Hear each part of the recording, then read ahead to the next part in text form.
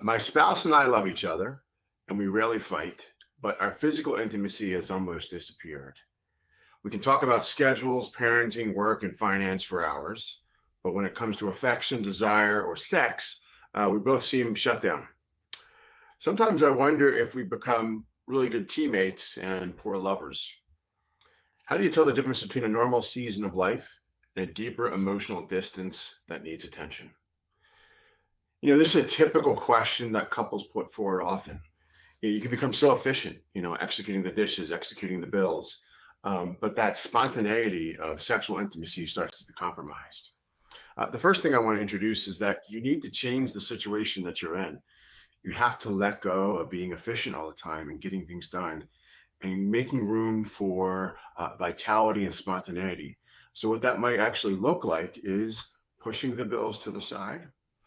What it might actually look like is getting the bills done, right? So each person has a different need to get into a sexual engagement. You have to talk about that.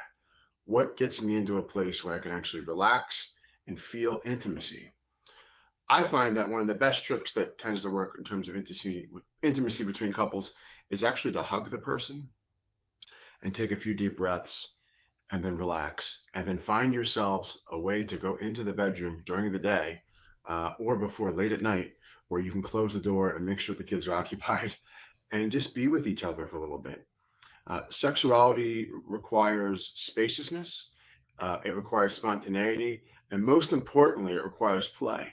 So subtle little flirtations here and there can be really helpful to get us out of the rigors of routine, the rigors of execution, because once sex starts becoming something that you have to execute, most of the time it doesn't really happen. And if it does, one partner's not really that much into it.